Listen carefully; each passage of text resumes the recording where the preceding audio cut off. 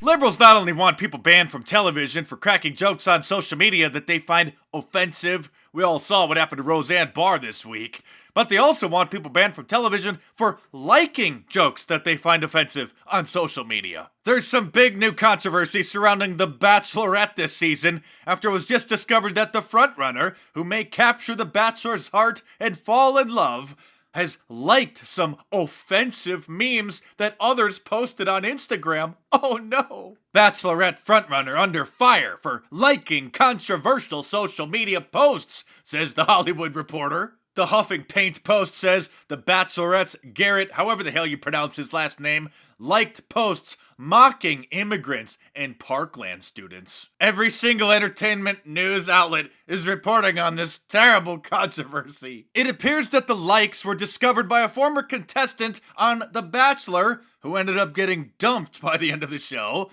named Ashley Spivey, who apparently was social media stalking the current frontrunner on this season's Bachelorette after he was given the first impression rose. Can we do a better job of social media deep dives on the dudes that try out for the Bachelorette? FYI, douchebags, we can see your likes. She went on to post a whole thread complaining about it, including screenshots of some of the memes, which are hilarious. A contestant on this season of The Bachelorette liked all of these posts on Instagram, and I'm thinking it'll be very hard to pull for the type of person that likes any of this. One of the memes is comparing liberal women to conservative women, and includes Tomi Lahren as the conservative versus this other creature, the liberal, who's wearing a shirt that says she's an effing feminist, obviously. This screenshot's cut off at the top a little bit, but the meme says, "What boys were doing in my day," and shows a kid playing army, and then at the bottom it says, "What boys are doing today." And that, by the way, is a 10-year-old Instagram star who likes to put on makeup. There's another one joking about a U.S. soldier throwing an illegal immigrant over the top of the wall back into Mexico. And here's another one comparing Colin Kaepernick to a former San Francisco 49ers player who decided to give up his career in the NFL to serve as an Army Ranger. And it says, who is the real hero? This controversy is literally making headlines in all the entertainment news outlets, and people are calling for him to be pulled from the show. Speaking of the social justice warriors getting upset about what people like on social media, not just what they post now, it's what they like, CNN did a whole segment last night complaining about what Donald Trump Jr. was liking and retweeting on Twitter. They even posted a story about it on their website. The big thing everyone is missing in the Roseanne garbage fire. Hint, it's Donald Trump Jr. It's Donald Trump Jr.'s fault now, too. And leave it to CNN to scrape the bottom of the barrel, to dredge up the most pathetic people on the planet and give them airtime. Yesterday, Anderson Cooper interviewed Tom Arnold, Roseanne Barr's ex-husband, who, for the last 30 years, has only been getting press coverage because of Roseanne. Tom Arnold. Tom, thanks for being with us. Sorry it's under these circumstances. I'm wondering first, when you saw Roseanne's tweets yesterday, I'm just wondering what went through your mind. Were you surprised? Well, I was not surprised that what went down and that the show was canceled. I had a feeling this was going to happen. When I first heard it was coming back, that there was a reboot. And you thought this might happen? Why? Yeah. I just know.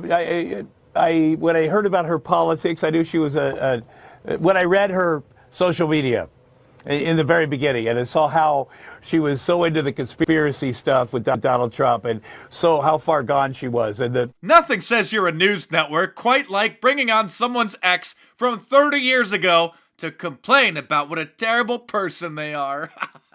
Apparently, Tom Arnold has a job. He's working on an investigation series for Vice, that social justice warrior waste of a website and cable channel, to hunt down the rumored Donald Trump P-tapes. The hunt for the Trump tapes with Tom Arnold, set to air later this year.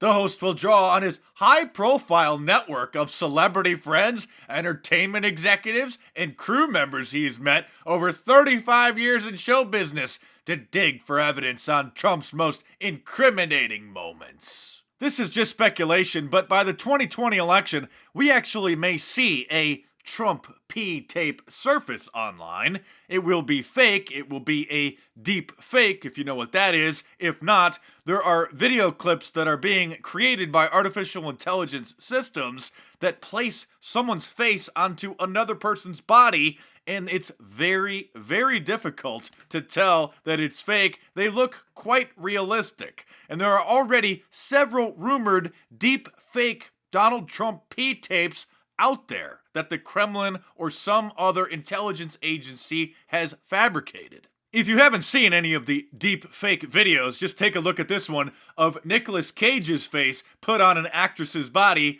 and this one's quite old and actually quite poor quality compared to some of the other ones out there that are made by amateurs. Just take a look. First I was afraid, I was petrified, kept thinking I could never live without you by my side. But I spent oh so many nights just thinking how you did me wrong. But I grew strong, and I learned how to get along. And now you're back from outer space. You just walked in and... Creepy as hell, isn't it?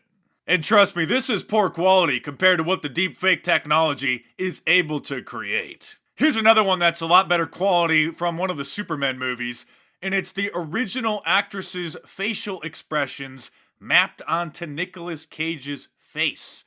I'll do more serious and in-depth videos about deepfake technology and the fake videos in the future, because we're going to be hearing a lot more about them in the not-so-distant future, and they're going to be a major problem. Oh, by the way, I have a brand new shirt that I just launched in my online store at MarkDice.com. Check it out.